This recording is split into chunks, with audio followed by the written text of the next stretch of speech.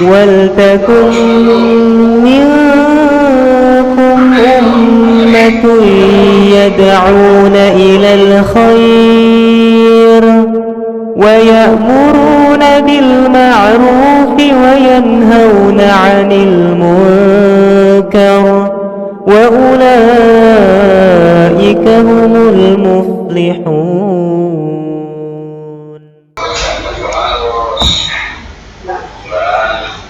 Assalamualaikum warahmatullahi wabarakatuh. Alhamdulillahirabbil alamin. Asyhadu an la ilaha illallah wa asyhadu anna Muhammadan abduhu wa rasuluh. Allahumma shalli ala Muhammadin wa ala alihi wa ashabihi ajmain. Amma ba'd.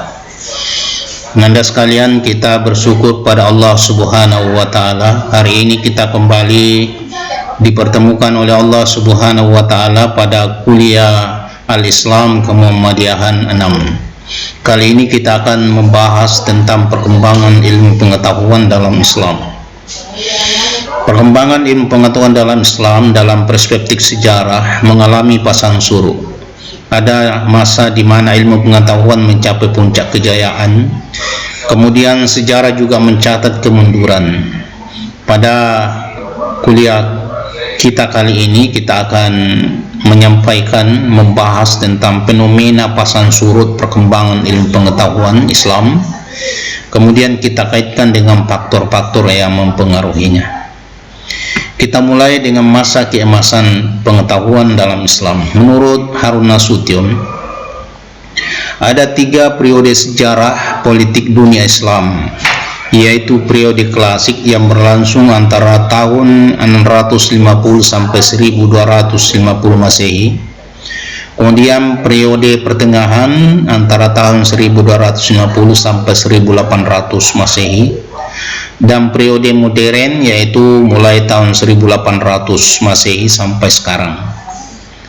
Selanjutnya, Nasution menjelaskan bahwa dari ketiga periode tersebut, yang dikenal sebagai masa keemasan dalam Islam adalah periode klasik. Salah satunya ditandai dengan semangat keilmuan yang sangat tinggi yang ditunjukkan dengan pesatnya perkembangan ilmu pengetahuan di berbagai bidang kehidupan. Kecepatan perkembangan ilmu pengetahuan di dunia Islam sangat tampak setelah masuknya gelombang Helenisme melalui gerakan penerjemahan ilmu pengetahuan Yunani ke dalam bahasa Arab. Khalifah yang mempelopori akselerasi ilmu pengetahuan dalam Islam adalah Khalifah Harun al-Rasyid, yang kemudian mencapai puncaknya pada masa Khalifah Al-Ma'mun. Beliau mengirim utusan ke kerajaan Romawi di Eropa untuk membeli sejumlah manuskrip yang kemudian diterjemahkan ke dalam bahasa Arab. Sejak saat itu para ulama mulai melakukan penelaahan yang mendalam terhadap pemikiran-pemikiran ilmuwan Yunani seperti pemikiran Pythagoras, Plato, Aristoteles, Aristarchus, Euclides, Claudius, Ptolemeus, dan lain-lain. Selanjutnya, Porodi Sastra menjelaskan bahwa penelaahan yang mendalam yang dilakukan oleh para ulama terhadap pemikiran ilmuwan Yunani, sehingga muncullah di kalangan umat Islam para filosof dan ilmuwan yang ahli pada berbagai disiplin ilmu. Di antara mereka dapat dicontohkan dari bidang kedokteran, yaitu muncul Ar-Razi, Ibnu Sina, Ibnu Sur, Ibnu Rus, Al-Sahrawi.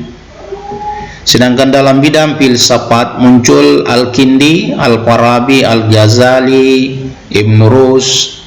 Begitu pula dalam bidang ilmu pasti dan ilmu pengetahuan alam muncul Al-Khawarizmi, Al-Farghani, An-Nairazi, Abu Kamil, Ibrahim Sinan, Al-Biruni, Al-Kunjadi, Al-Khayyani, dan Nasiruddin Al-Tuyusi.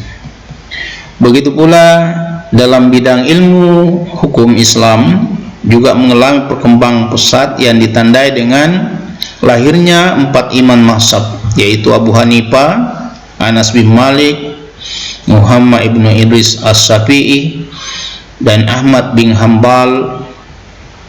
Sedangkan dalam bidang hadis muncul sejumlah ulama hadis yang terkemuka seperti Bukhari, Muslim, Ibnu Majah, Abu Daud, Al-Tirmizi, An-Nazai. Sedangkan dalam bidang teologi muncul ulama seperti Abu Al-Huzail Al-Alaf, Ibrahim Al-Nazam, Abu Al-Ahsan Al-Ansari, dan Abu Mansur Al-Maturidi. Penerjemahan ilmu pengetahuan dalam filsafat Yunani oleh umat Islam tidak dilakukan secara bebas, tetapi bersifat selektif dan kreatif. Ini yang disampaikan oleh Nurholis Majid. Adapun manuskrip yang diterjemahkan adalah filsafat dan ilmu-ilmu yang memberikan kemaslahatan bagi umat, seperti kedokteran, pertanian, astronomi, ilmu bumi, ilmu ukur, dan ilmu bangunan. Sedangkan transkrip seperti sastra Yunani ditinggalkan karena banyak berbau tahayul dan syirik. Bahkan ilmu-ilmu terjemahan tersebut tidak diterima begitu saja, ya taken for granted, melainkan dikembangkan dan diislamkan. Sebab pertumbuhan ilmu-ilmu Yunani kuno bersifat sekuler.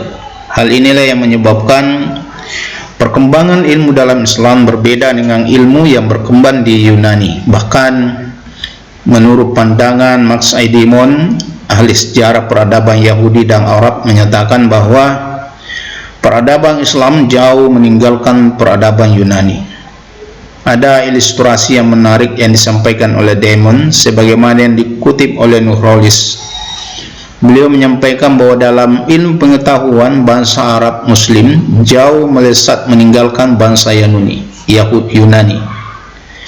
Demon mengandaikan peradaban Yunani dalam esensinya ibarat sebuah kebun subur yang penuh dengan bunga-bunga indah, namun tidak banyak berbuah.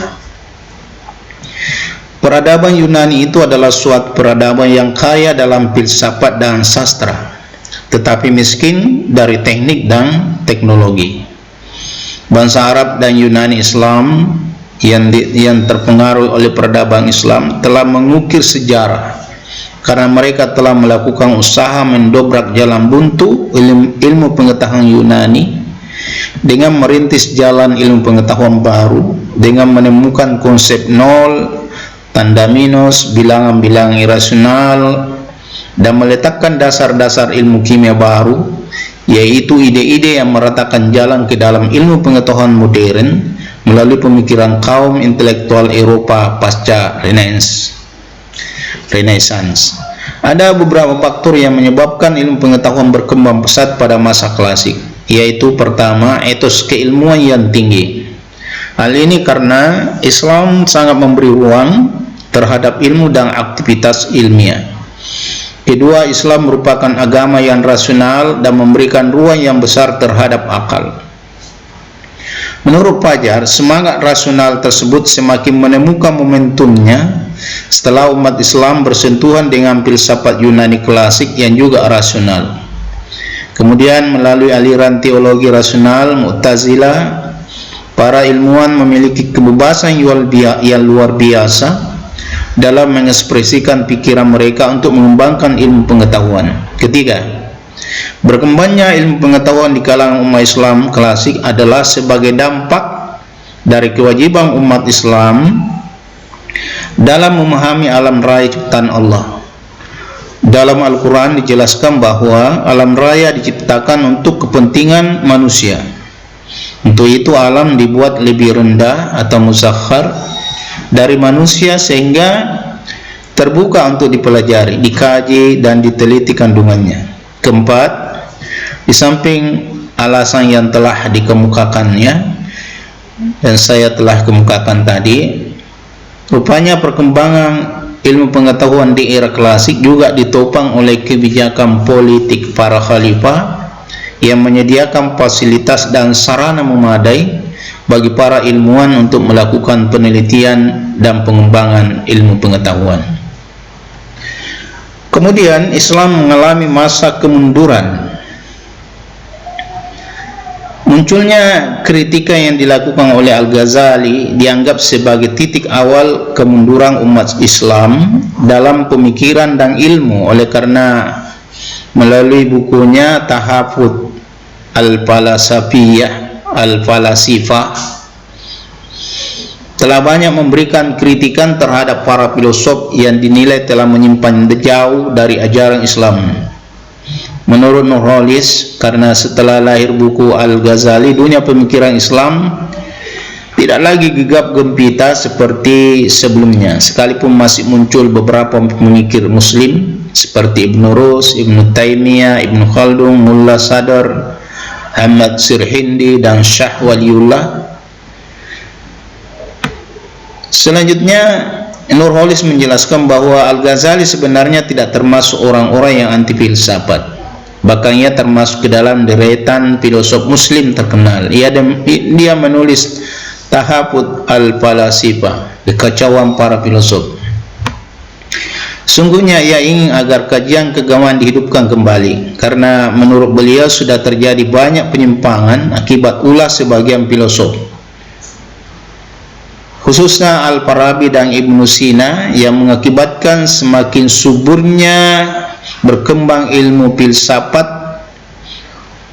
Dan untuk membuktikan keinginan dari Al-Ghazali, ia menulis sebuah buku yang merupakan karya monumental yang diberi judul Ihya Ulumuddin, menghidupkan kembali ilmu-ilmu agama. Penyelesaian ditawarkan oleh Al-Ghazali menurut Nurholis begitu hebatnya sehingga memukau dunia intelektual Islam dan membuat seolah-olah terbius tak sadarkan diri. Yang jadi pertanyaan, benarkah kritik yang disampaikan oleh Al-Ghazali menjadi starting awal munculnya pemikiran dan pengembangan ilmu pengetahuan, menjadi starting awal mundurnya pemikiran dan pengembangan ilmu pengetahuan di kalangan umat Islam?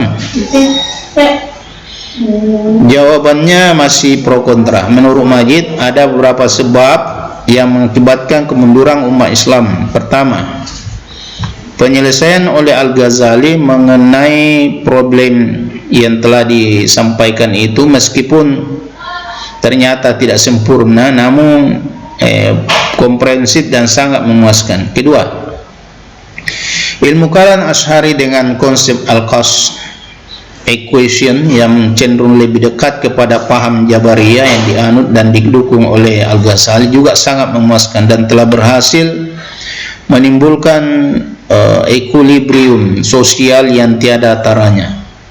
Ketiga, keuntuhan Baghdad oleh bangsa Mongol amat traumatis dan membuat umat Islam tidak lagi sanggup bangkit, konon sampai sekarang. Keempat, berpindahnya sentra-sentra kegiatan ilmiah dari dunia Islam ke Eropa, di mana kegiatan itu mendapatkan momentumnya yang baru dan melahirkan kebangkitan kembali atau Renaissance Barat, dengan akibat sampingan tapi langsung, yaitu penyerbuan mereka ke dunia Islam dan kekalahan dunia Islam. Kelima, ada juga yang berteori bahwa umat Islam setelah mendominasi dunia selama sekitar 8 abad mengalami rasa puas diri, komplasensi, dan menjadi tidak kreatif. Sedangkan menurut Nasution, beliau memperkirakan bahwa yang menyebabkan mundurnya tradisi ilmiah dalam Islam adalah pertama, adanya dominasi tasawuf dalam kehidupan umat Islam yang cenderung mengutamakan daya rasa yang berpusat di kalbu dan meremehkan daya nalar yang terdapat dalam akal. Beliau menunjuk Al-Ghazali dalam hal ini bertanggung jawab besar dalam menebarkan gerakan tasawuf di dunia Islam melalui karyanya berjudul Ihya Ulumuddin. Kedua, teologi Asy'ariyah yang memberikan kedudukan yang lemah terhadap akal dan banyak dianut umat Islam Sunni, sehingga menyebabkan umat Islam tidak kreatif. Menurut Mas'ud, Surutnya gerakan pemikiran dan pengembangan ilmu pengetahuan dalam Islam dapat dilihat dari sejumlah kondisi. Ya, yang pertama, etos keilmuan menjadi redup, pintu ijtihad menjadi tertutup, sebaliknya gerakan taklid mulai menjamur. Akibatnya perkembangan ilmu menjadi stagnan. Karya ulama klasik dipandang sebagai sesuatu yang final dan tidak boleh disentuh kecuali sekedar dibaca, dipahami dan dipraktikkan. Kedua, ilmu agama Islam dimaknai secara sempit dan terbatas.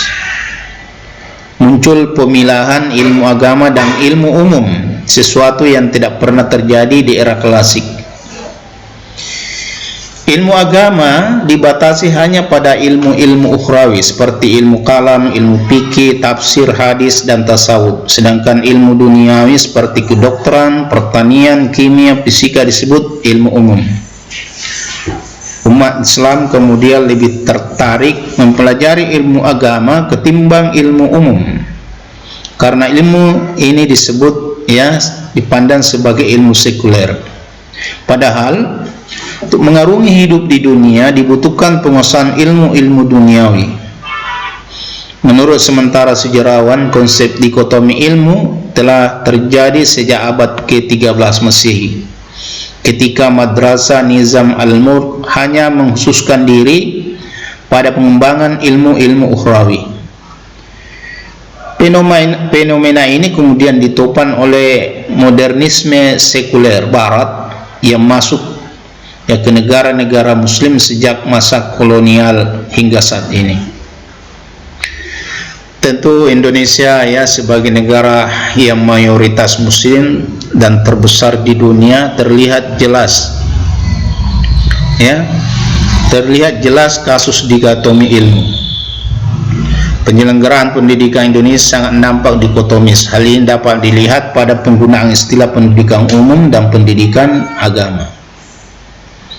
Sekolah dan madrasah, ya, departemen agama dan departemen pendidikan agama berada di bawah naungan departemen agama, dan pendidikan umum di bawah naungan departemen pendidikan.